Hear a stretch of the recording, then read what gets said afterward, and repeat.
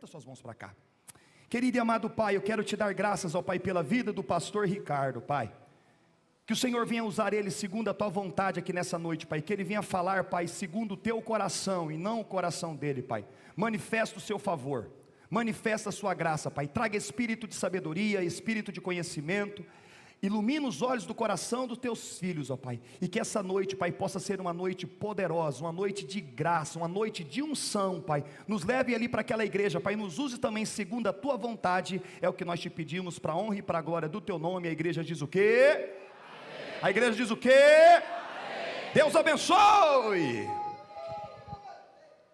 Aleluia. Cumprimento os irmãos na graça e na paz de Jesus.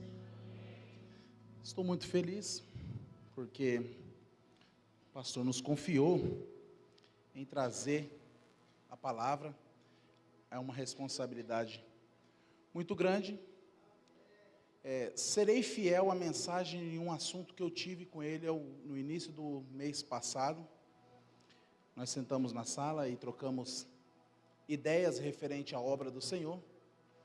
E ali trocamos alguns textos bíblicos. E ele me disse que eu queria que eu fosse fiel na história ali comentada. Vou tentar fazer o máximo disso. E o nome do Senhor será glorificado. Estou muito feliz, pastor Ronaldo, irmã Clébia, que a graça e a paz de Cristo esteja com vocês, calorosa e fraternalmente em Cristo Jesus. Pastor Ronaldo está aqui. Fiz um convite brincando para ele e ele veio. Pastor Ronaldo, ele pastoreou a igreja que eu pastoreei quando eu fui embora para Cuiabá, e ele assumiu a igreja. Hoje ele tomar conta dos adolescentes ali. Eu imaginei que ele não iria vir por conta de ser um domingo. Mas aqui está, Deus abençoe a vida de vocês. Irmãos, Jesus está neste lugar. Eu creio que a palavra será ministrada, mas quem faz o culto somos nós. O Espírito, ele vai invadindo os nossos corações. Conformidade, nós vamos declarando aquilo que é para ser declarado. Conformidade, nós vamos falando, e as palavras vão se encaixando dentro de uma hermenêutica, aquilo que vai sendo passado para vocês, e você vai dando glória a Deus, e você vai dando aleluia. Alguns vão sentindo vontade de chorar, outros vão sentindo vontade de falar em línguas, e no final das contas, o Espírito Santo, ele toma conta da casa. A minha vontade é que o fogo caia. Eu sou pentecostal, claro. Mas a minha maior vontade é que você saia daqui pensando que a sua vida precisa ser mudada em Cristo Jesus. Se você sair daqui hoje falando, eu preciso mudar, porque Jesus está voltando, essa vai ser a minha maior felicidade. Também a conversão de almas. A Bíblia fala que há festa no céu por um pecador que se arrepende. Então vamos diretamente ao texto. Abra sua Bíblia no livro de Ruth, capítulo 2. Livro de Ruth, capítulo 2.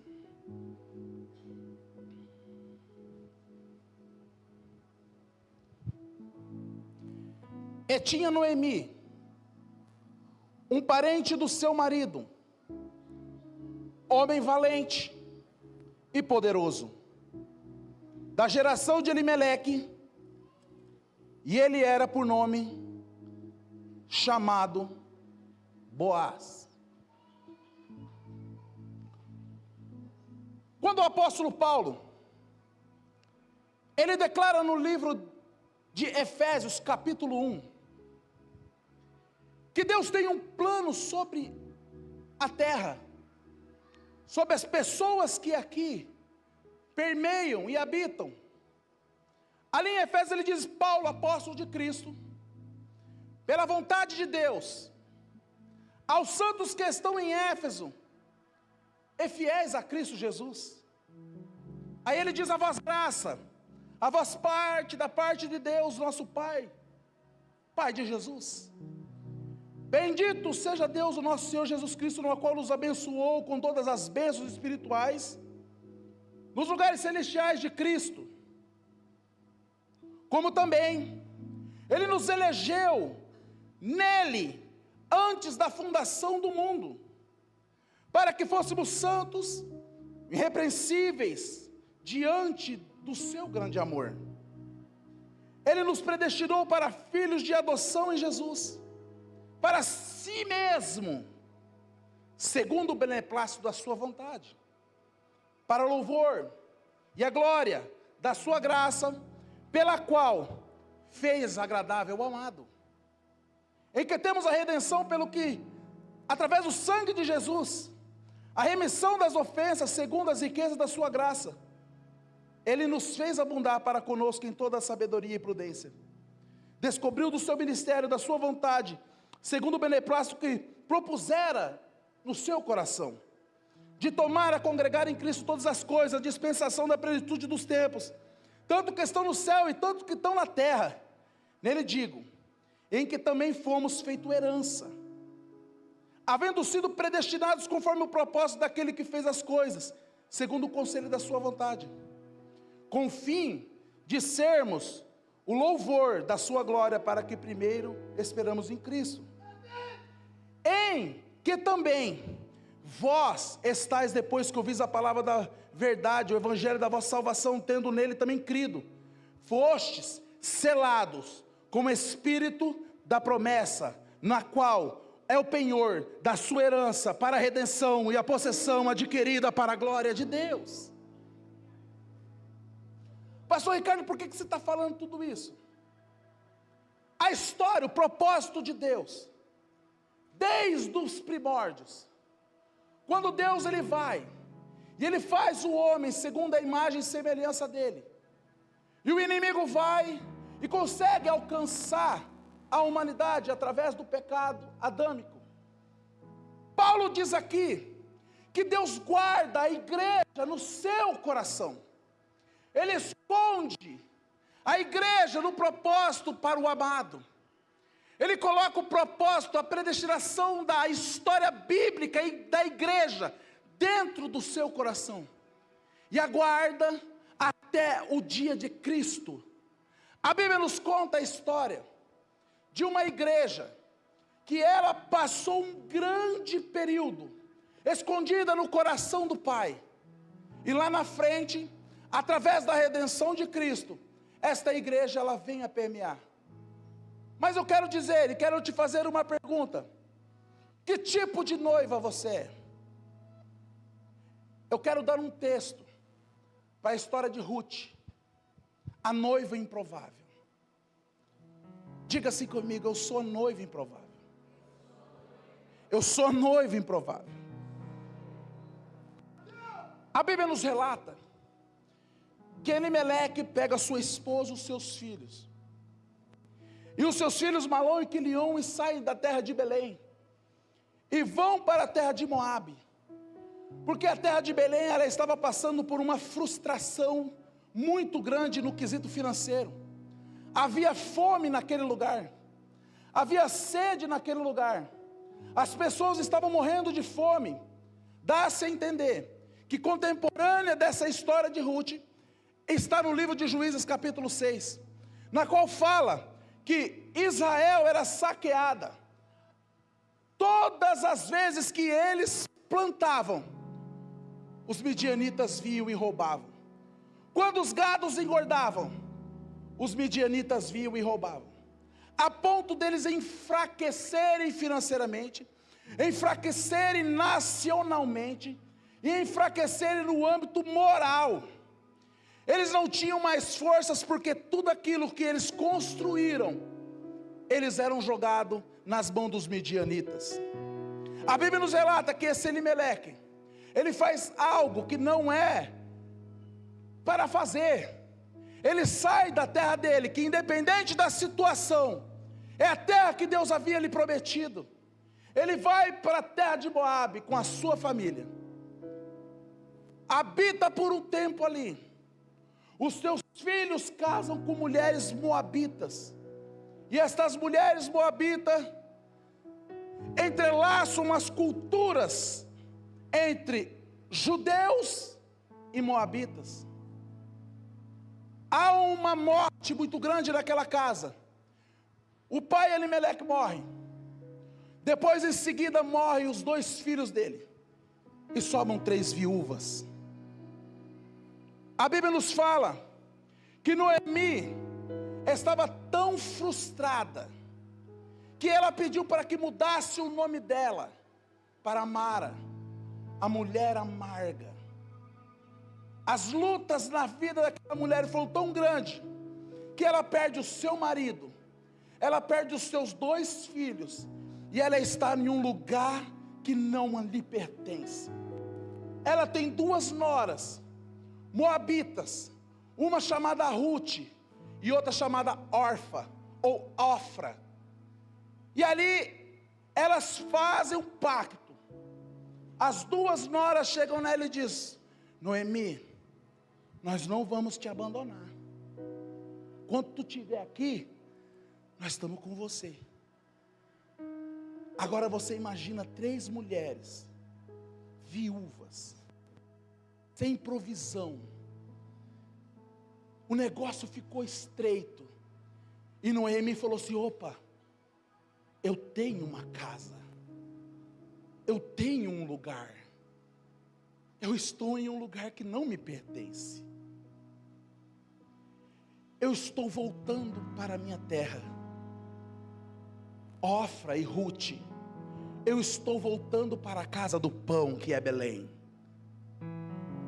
E aí, segundo a cultura, elas caminharam com ela até a fronteira de Moabe a Belém. E ela falou assim: Noemi disse: agora vocês podem voltar para os vossos deuses, vão viver a vida de vocês, minhas filhas. Até aqui ficamos juntas, mas agora eu estou voltando para a minha terra. Eu imagino que a despedida foi algo terrível. Ofra, acredito eu, que abraça ela e diz: eu vou voltar, vou para a casa dos meus pais porque me dá direito, vou voltar, vou servir aos nossos deuses, e foi um prazer te conhecer. E aí Ruth segura na mão dela e diz: você nem adianta insistir, porque eu vou contigo. Não adianta pedir para eu ficar aqui, porque o teu povo é o meu povo, e o teu Deus será o meu Deus. Eu estou contigo. A Bíblia nos revela o caráter de Ruth. Isso está nos planos de Deus para a igreja. A noiva improvável começa a aparecer em cena. Eu quero aqui pontuar alguns dos caráteres que ela tem. Primeiro caráter dela: fidelidade na amargura. Nos tempos difíceis, Deus levanta as pessoas para sofrer conosco em provações. A minha pergunta é: você que é amigo, qual é o amigo que você tem? E qual é o amigo que você é? Qual é o amigo que você tem ao seu lado? E como é que você tem sido como amigo? Eu lembro quando a minha sogra faleceu. Pastor Ronaldo, esse que está aqui, ele ficou comigo e com a France até na despedida da minha sogra. E ali se apresentou como um bom amigo. Deus tem levantado pessoas para cuidar da gente. Deus tem levantado pessoas para dar provisão a nós. Se fôssemos citar pessoas aqui, ou testemunhos de que pessoas foram levantadas como grandes amigos. Por isso que a Bíblia é clara quando fala que há amigos mais chegados do que irmãos. Eu já tive amigos que chegou no meu momento de angústia e de amargura e me trouxe uma palavra. No momento que eu estava me coçando com cacos, eles chegaram em mim e disseram: Deus é contigo, companheiro. Deus é contigo, meu filho. Agora, o ano passado, um amigo evangelista, amigo meu lá de Cuiabá, ele me ligou e falou assim: Pastor Ricardo, eu passei no crivo, eu fiz tudo o que tinha que ser feito, o meu nome foi para a separação a pastorado. Quando chegou lá na hora, eu de terno, pronto para receber o óleo na cabeça, chega a notícia de que não era a minha hora, e que era para me esperar mais um pouco. E ele ficou frustrado porque foi muito abrupto. E eu disse assim: evangelista, você está onde, filho? Ele disse assim: eu estou em Rondonópolis, estou descendo para Campo Grande, eu preciso conversar com o senhor, eu estou frustrado, agora eu vi que não é minha época de ser pastor, eu estou frustrado. Ele chegou na minha casa, e ele falou assim: Pastor Ricardo, o que você diz sobre isso? Eu digo: aconteceu comigo. Um certo pastor um dia pegou o meu nome para ser consagrado e rasgou e disse: não é a sua hora. Eu falei assim: meu filho, você pode até ser antes do tempo, por vontade de homens, mas uma criança não nasce aos 7 meses, uma criança nasce aos 9 meses. Deus vai te levantar como um grande pastor em Cuiabá, Deus vai te levantar como um grande homem de Deus em Cuiabá. Não se frustre, não se assuste, Deus vai te preparar. Eu não sei quando isso vai acontecer, mas vai acontecer no momento certo. Deus levantará pessoas para te trazer palavra de ânimo, para pregar nas tuas mãos e dizer que Deus é contigo.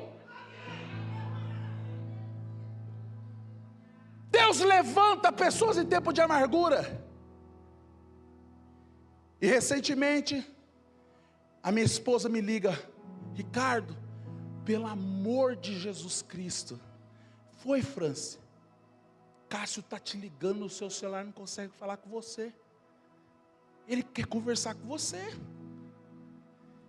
Eu falei, liguei para ele: a paz do Senhor, companheiro. Ele: a paz do Senhor, pastor Ricardo. Quero te dizer que ontem eu fui consagrado a pastor. No tempo de Deus, pastor Ricardo, é melhor. Hoje eu sou pastor no tempo de Deus. Não se frustre por causa de qualquer situação. Nos tempos difíceis, Deus levanta. Agora, que amigo que você é, como você se porta sobre essas situações? Como que você se porta em situações que você vê o seu irmão, o seu amigo, pessoas que você diz que são queridas, mas estão indo a caminho do inferno, ou estão falindo espiritualmente? Como você tem se prostrado perante a Deus referente a essas pessoas? O meu cunhado, ele foi do exército. Eu lembro um dia que ele falou que um rapaz tentou suicídio, acho que até se suicidou. E ele, como um soldado, ele nem esperou a ambulância, pegou o jovem, colocou no seu carro e foi prestar socorro. A Bíblia nos fala de um grande amigo de Jesus. Dois amigos. O primeiro amigo é João. João é aquele que encostou o seu rosto no coração de Jesus. Ele pôde ouvir as batidas do mestre. E a Bíblia fala e nos relata que João ficou aos pés da cruz. Ele viu até a última gota cair do mestre. Ele foi até o fim com Jesus. não relata sobre os outros apóstolos, que provavelmente, conformidade ia acontecendo aquele dia, eles iam indo embora, mas João ficou até o final. Por isso que eu penso, não a Bíblia, por essa atitude, um dia esse mesmo João está lá na ilha de Patmos, e lá do céu Deus pode ter dito assim: para quem a gente mostra o que vai acontecer? Aí o mestre lá do céu fala assim: tem um rapaz que ficou até o final comigo, joga no colo dele aquilo que nós temos preparado para todos. E esse mesmo homem que foi até o fim diz: eu, João, na ilha de Patmos, veio a glória de Deus, e eu escrevo as coisas que irão acontecer. Ser amigo até o fim é bom. Aleluia. Vamos lá. Companhia na adoração. Que caráter lindo dela. Ruth disse: o seu Deus será o meu Deus. Ruth disse: eu abro mão da minha cultura, eu abro mão dos nossos deuses. Para essa mulher fazer isso, meu irmão, no mínimo Noemi, ao passar dos anos, mostrava e testemunhava quem era o Deus de Israel. No mínimo, ela mostrava os milagres que este Deus fazia por Israel. Essa mulher, ela foi companheira na adoração. Quando uma boa amiga, um bom amigo te ama em Cristo, ele te chama para adorar a Deus. Se você está hoje aqui, você está porque uma pessoa te chamou para adorar a Deus. Nós temos dois tipos de amigo, um deles eu citei, que foi João. Foi muito amigo de Jesus. Mas teve um outro, que foi Pedro. Pedro, um dia, a minha esposa até comentou comigo, mas o bicho era petudo, né? Pedro estava lá, Jesus Cristo, sem pedir permissão, ele vai e entra no barco de Pedro, um cara ignorante, e ele fala: sou Jesus. Começa a pregar para Pedro, e ele prega para Pedro até meio-dia, e Pedro, de certo, olhando, pensando assim, igual aqueles crentes, aquelas pessoas que podem estar aqui essa noite: o que esse cara está falando, não tem nada a ver com nada. E ele pega e diz assim: você entendeu? E Pedro diz: tá bom. Mas Pedro é o seguinte: joga a rede no mar. Ô rapaz, pesquei noite toda, sou um cara experiente, testado, sou bom que faço. Joga a rede, faz o que eu estou te mandando. Aí a Bíblia fala que ele disse: ó, eu gostei da sua pregação, então eu vou jogar, segundo a tua palavra eu vou jogar. E joga. De repente, o barco vai quase a pique, e ele puxa aquela grande quantidade de peixe, e cai de joelho, e diz: eu sou um homem pecador, realmente tu és aquilo que tu disse que era, me perdoa. Aí Jesus fala assim: ei, você é um bom pescador, mas agora eu vou fazer você pescador de almas. Larga tudo que você tem e vem comigo. Olha o que Jesus diz para você: larga tudo que você tem, come here, vem comigo, venha cá. Esse mesmo Pedro, Esse mesmo homem,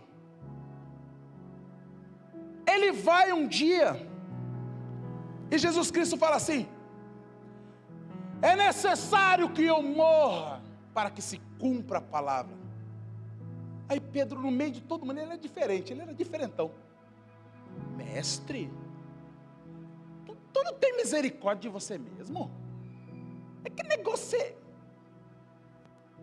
Tu quer morrer? Esse mesmo Pedro, quando Jesus Cristo fala assim: algumas pessoas de vocês, e muitos, eles vão me deixar. Aí ele levanta e fala: eu não. Eu não sou esse cara. Jamais eu vou te deixar.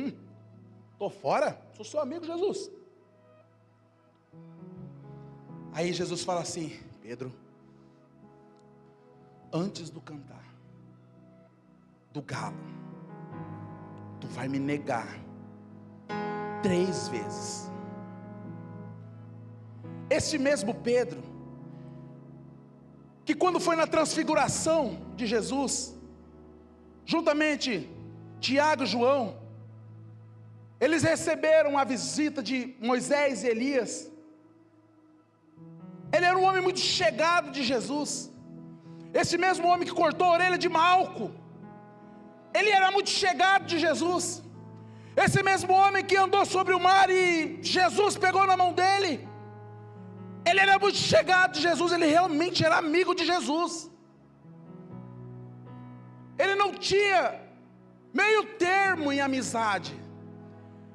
Ele era intenso na amizade. Mas um dia, Jesus está lá, sendo esbofeteado por nós. A igreja está guardada dentro dele. Efésios, que eu disse aqui em 1. A igreja está dentro dele, de Cristo, sendo esbofeteado. A Bíblia fala que o Pai se agradou em ver Cristo sendo moído. E aí Pedro está lá olhando, desesperado. Jesus sofrendo a angústia, disse a dor. Eu disse em um outro culto aqui que ele era marcado por surra de Azonra, que tinha as bolas de metal e as pontas de osso, que quando batia, perfurava e rasgava. Os estudiosos dizem que o pulmão de Jesus apareceu.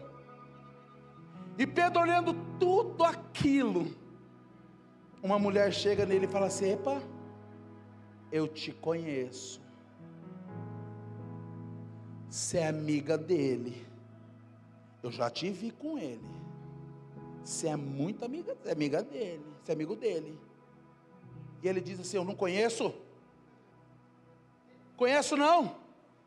E aí ele foge e vai para o lado do vestiário e diz assim outro: opa, você não anda com esse Galileu que está aí sofrendo aí não? Ele diz: dá licença, eu não conheço ele, eu já disse que eu não conheço, dá um tempo para minha cabeça. E aí ele passa novamente pelo pátio e está lá Jesus. E chega outra pessoa e diz assim: ei, você anda com ele? E ele diz: eu não conheço ele. E a Bíblia nos relata que Jesus olha para ele, e o galo canta. E o olhar de Jesus, aquele olhar compadecendo da humanidade, diz a Pedro, amigo dele: eu não te disse que você ia me negar? Só um adendo teológico aqui: o galo não é o frango, tá? O galo é uma trombeta que se chama cantar do galo, é os horários. Quem achava que era o frango, Cozinha ele aí, tá? Porque o judeu não podia ter com frango, tá? Não podia cuidar. Amém? A Bíblia nos relata que Pedro sai desesperado. E Pedro se esconde e sai de cena. Jesus Cristo vai ao cavalo e Pedro some de cena. João não, mas Pedro sim. Jesus Cristo vai, morre. E diz, antes um pouco, está consumado. Aí, se observar nos Salmos, a Bíblia diz que Deus, Ele se enfurece pelo que Ele viu, o pecado da humanidade, ao mesmo tempo se alegra. Ele pega o querubim, se não me falha é Salmos 18, ou 81, e da sua narina sai fogo abrasador, e dentro do seu ventre tem fogo, fumaça abrasadora. Eu imagino que neste momento, o Pai pega a carruagem, os querubins, e sai do seu trono, e vai passear sobre o universo. Eu acredito que tudo está ali, derramado sobre Cristo, e o Pai está lá, precisando soltar aquilo que fizeram com Cristo encarnado. Aí dá uma passada na terra, e de repente, a Bíblia nos relata, que o véu do templo se rasga, a terra estremece, o sol se põe, diante da majestade do Pai, e ali ele diz, está consumado. E cadê Pedro nessa? Você pode ser o Pedro, que diz que é amigo de Jesus, mas está negando ele várias vezes, assim diz o Senhor. Você diz que ama ele, que não vai negar ele, que você está com ele para tudo quanto é situação. Um dia ele te salvou, te apresentou o reino dele, você pescou com ele, você viu a glória dele, você tirou moeda dentro do peixe, você viu, Deus te revelou coisas, como revelou a ele, dizendo assim, Deus, o Espírito te revelou, Pedro, você vai chamar agora, igreja, e as portas do inferno não prevalecerão contra a igreja, Pedro. Ó Petros, é tu, você um dia falou para Jesus, e agora você nega ele e some de cena.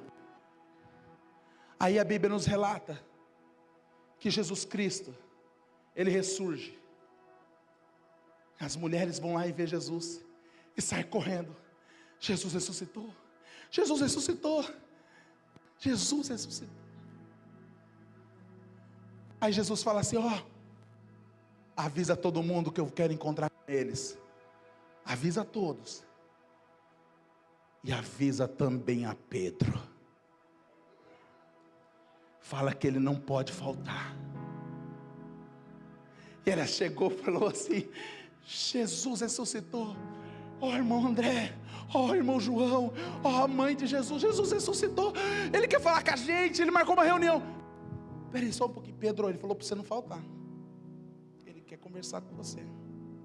Agora imagina o coração de Pedro, se é eu, Jesus, ele está aqui, sai sangue de Jesus. Aí imagina ele, meu Deus do céu, misericórdia, ele ressuscitou mesmo, eu neguei ele, como é que pode? O negócio era tão feio que quando a notícia chegou, João saiu correndo e Pedro saiu correndo. A Bíblia fala que João chegou muito tempo depois, e Pedro bem depois, chegou bem depois. Por quê? O homem saiu na carreira, Jesus ressuscitou, que pensa aí? Mas eu neguei ele, já foi diminuindo o passo, meu Deus, estou nas pedras, o que eu vou, meu sangue de Jesus. Toda acusação hoje caia por terra. Jesus é seu amigo, meu irmão e minha irmã. A Bíblia fala que nesse mesmo relato estão os discípulos pescando, e lá está Jesus do outro lado. E aí, imagina eu que Jesus está lá. Aquele ali é meu mestre. Aí está lá Jesus com peixe e mel, fazendo um assado. Jesus é bom, mano. Se era os tempos de hoje, Jesus estava fazendo uma picanha para a gente. Estava fazendo um peixão lá, assado. Aí os discípulos reconhecem que é Jesus. Sai todo mundo desesperado, pula na água e vai correndo até Jesus. E cadê Pedro? Pedro viu que era Jesus. Pedro vai, entra na água, quase nu, e vai, e se esconde. Chega um momento que começou a esfriar. Vocês podem jogar a capa aí para mim, porque eu quero sair da água. E Jesus está lá. O confronto é inerente, vai acontecer. É necessário que aconteça. E ele chega, e Jesus está lá. E ele está lá, cara, assim. Estou com fome também, esse peixe está benção, né? Na hora que ele vai pegar no peixe, Pedro,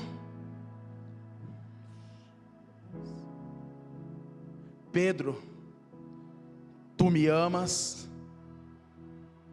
Na nossa língua diz assim, que ele diz eu te amo, mas no original é eu gosto muito de você. No hebraico original, eu gosto muito de você. E ele vai novamente. Pedro, tu me amas, Pedro? Oh, mestre, tu sabes que eu gosto muito de ti. Eu gosto muito de você. E aí novamente, quando ele vai encostar no sagrado, Jesus disse: Pedro, tu gosta de mim, Pedro? Tu andou na água comigo, tu gosta.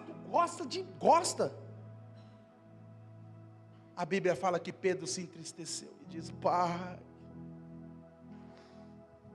tu sabes que eu te amo. Eu não só gosto, como eu te amo. Mas em outras palavras, está dizendo: mas eu te neguei, eu estou envergonhado. E Jesus diz assim: Pedro, eu vou até. Jesus, em outras palavras, dizendo: Pedro, eu vou até as últimas consequências por ti. Eu tenho uma aliança com você. Você será pastor. Você tem o chamado. Vai, Pedro, apacenta as minhas ovelhas. Amigo falha, mas Jesus é um bom amigo e perdoa. Ruth era determinada nas suas convicções. Ela disse: não insista que eu fique aqui, eu vou contigo, Noemi. Ela era humilde e solícita. Sabe o que ela falou para Noemi? Noemi, a senhora já está de idade, deixa que eu vou recolher aquilo que caiu no chão. Porque na cultura judaica, ela não podia ir lá participar da colheita, porque ela era estrangeira. Quem participava da colheita na íntegra era o judeu.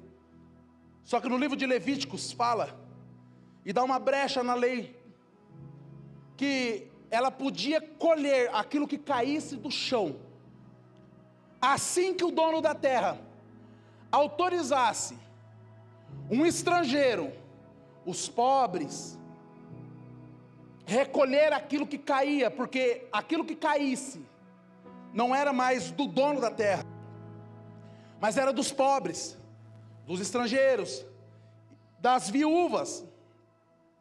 Ela entra na terra de Boaz, e ela vê uma grande plantação de cevada, e ela diz assim: Noemi, deixa que eu vou colher por nós.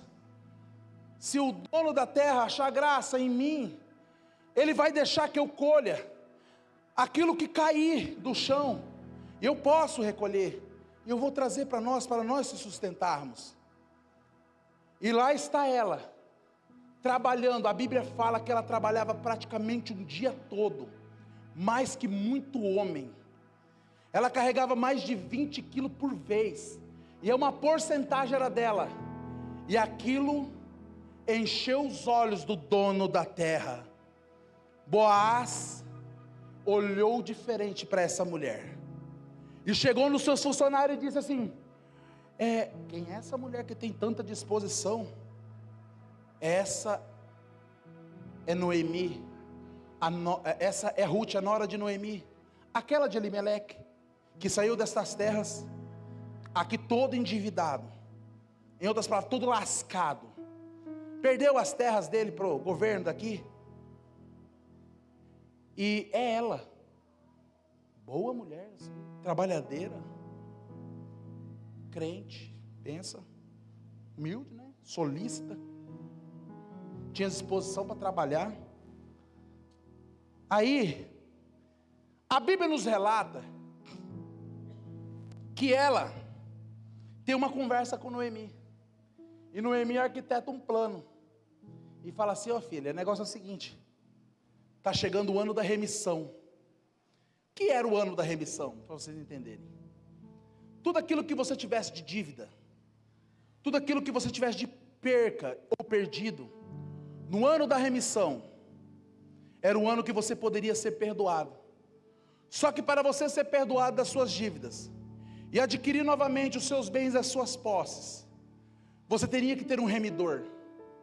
O remidor tinha que se apresentar, e ela diz assim: Boaz é remidor, porque ele é parente de Elimeleque.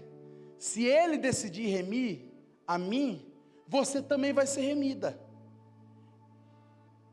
E aí, a Bíblia fala que Boaz, ele trabalhou bastante aquela noite, e ele estou ao lado dali da planta, da colheita, e Noemi vai lá e arranca os sapatos dele, e ele começa a sentir frio, e a mais ou menos meia-noite, aquele homem começa a se incomodar.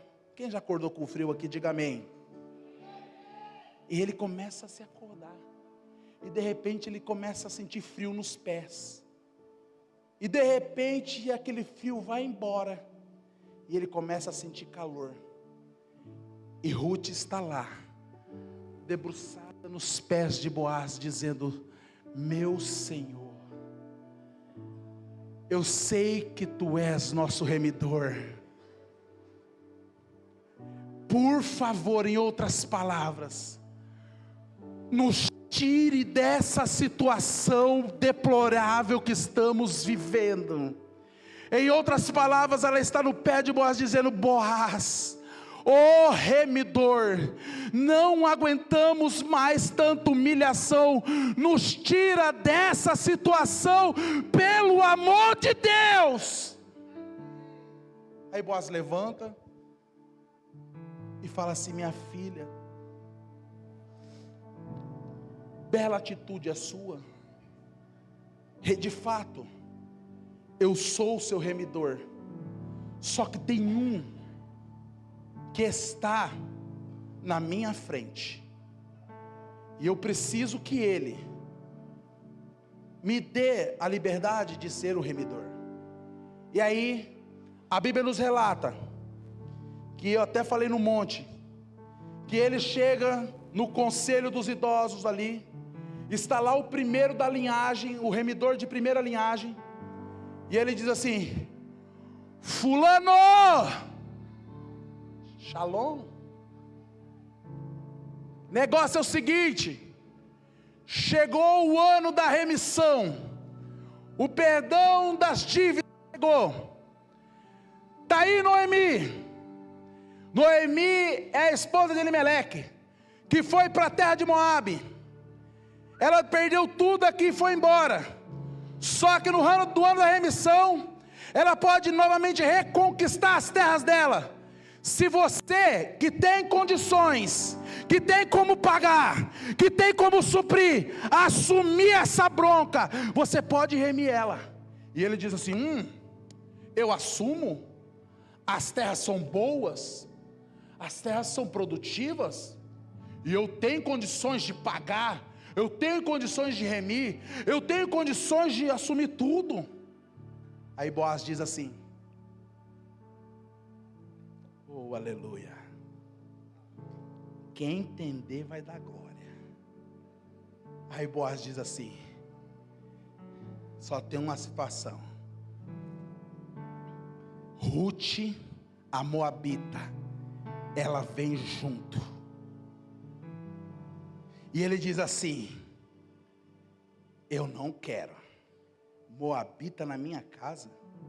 O que o povo vai pensar? Estou fora. Então você me passa a remissão? Passo. Eles tiram os sapatos, eles fazem ali os juramentos. Ele entrega o sapato para Boaz e diz: agora, Boaz, você é o remidor, você pode ficar com elas. Eu era Ruth. Um dia Deus propôs ao coração de Cristo que Ele iria remir alguns, mas que esse povo se chamava Israel, mas teria que vir a igreja como remissão. Aquelas pessoas de Moabe viriam junto. Uns não quiseram, alguns não se propuseram, mas Jesus Cristo disse assim: eu assumo, eu compro, eu tenho condições, eu tenho posses, eu sou dono de tudo, eu posso comprar.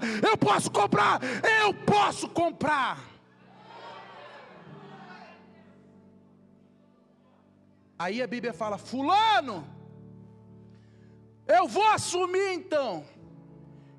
Qual é o nome do primeiro remidor? Fulano. Quando você não aceita os presentes de Deus, não importa mais o seu nome na história, o seu nome nunca aparecerá no hall da história. Quando você não assume aquilo que Deus te deu, quando você não pega o que Deus te deu, você será só mais um fulano, um ciclano, um beltrano. Mas quando você assume, Deus te dá o nome, esse nome será reconhecido, o nome de Deus será lembrado por causa dos grandes feitos que você fez. A Bíblia fala que simplesmente ele chega em Ruth e fala assim: Ruth, eu te comprei, eu te remi, e agora eu posso casar contigo. Eu quero me casar contigo. Aí entra em cena o casamento judaico, a noiva improvável da terra de Moabe, de outros deuses e outro lugar. No casamento judaico no Velho Testamento, é diferente um pouco do Novo Testamento. O noivo vai entrando, e aquele noivo, ele vai chegando ao altar, e ele fica de frente para toda a linhagem familiar, após a remissão. E todos começam a observar. E de repente, a mulher, com o seu rosto tampado, e ela chega até perante ele,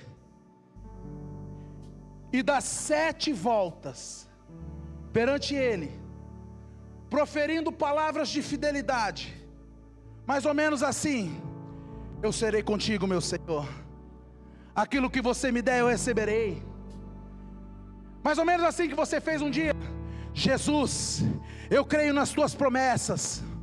Um dia o Senhor falou para mim que eu ia fazer grandes coisas, e eu creio, eu estou contigo, Jesus. E você pode ter falado assim: ó Senhor, eu me rendo totalmente a Ti, eu confio somente em Ti. Grandes coisas o Senhor fez por mim, eu farei contigo. Eu pregarei a Tua palavra, eu anunciarei o Teu nome, eu providenciarei coisas na sua casa, mantimento na tua casa, ajudarei as órfãs, ajudarei as viúvas, vou falar em novas línguas, eu vou fazer coisas que o Senhor me propuser. Eu não deixarei o teu reino por nada. Juras de amor. Passa-se o tempo, a linhagem de fulano a gente não sabe, a linhagem de Ruth e Boaz. Boaz e Ruth geram Obed, Obed gera a Jessé, Jessé gera ao maior rei, ao mais amado, o rei mais amado de Israel.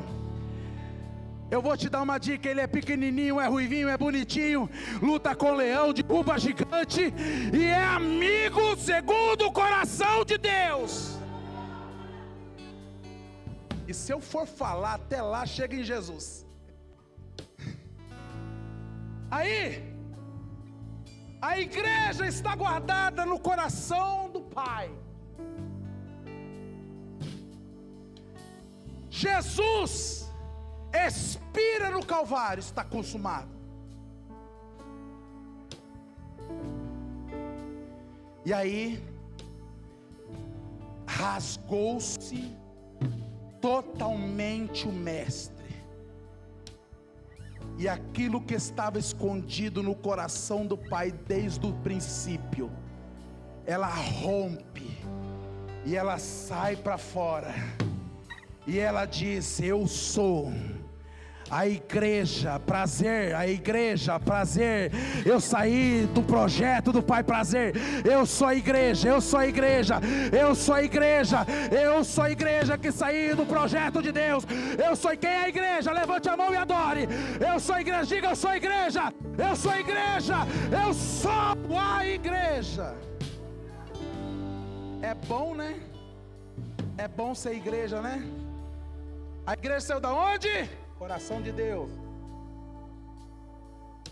Aí, meu irmão, a igreja está lá, formada, caminhando, andando com Jesus, liberada, porque Jesus já cumpriu o propósito.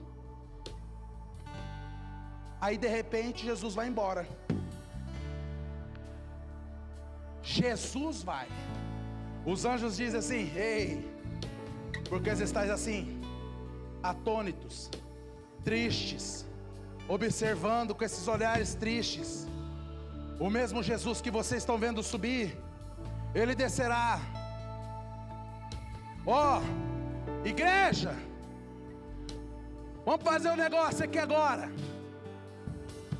Vocês saíram de dentro do coração de Deus para fora.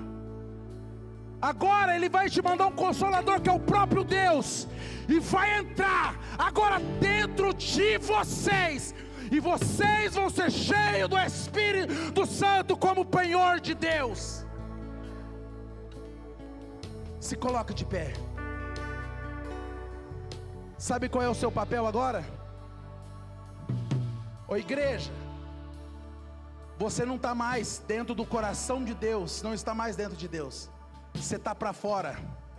Agora Deus está dentro de você.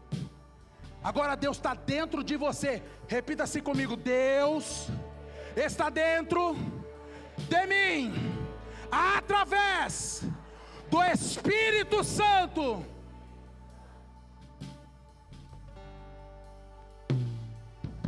Agora Paulo diz assim: não sou eu que vivo mais, Mas Cristo, o candomondor vazimão do roxigalas, mas Cristo vive em mim. Eu agora estou crucificado. Quem está crucificado sou eu. Eu agora estou sofrendo os açoites pelo Evangelho. Sabe por quê? Porque quem vai ser rasgado agora vai ser você, para que o Espírito, para que Deus saia e pregue a palavra para as nações. Eu quero te fazer uma pergunta. Você é a noiva improvável. Um dia você fez juras de amor para o nosso Deus. Se você quer se reconciliar com Deus, se desespere e venha aqui à frente. Se você quer se reconciliar com Jesus, corra. Pai, eu sou essa pessoa. O culto foi todo para mim. Pai, eu estou desesperado, está saindo a palavra na minha garganta de eu aceito. Então vem aqui agora.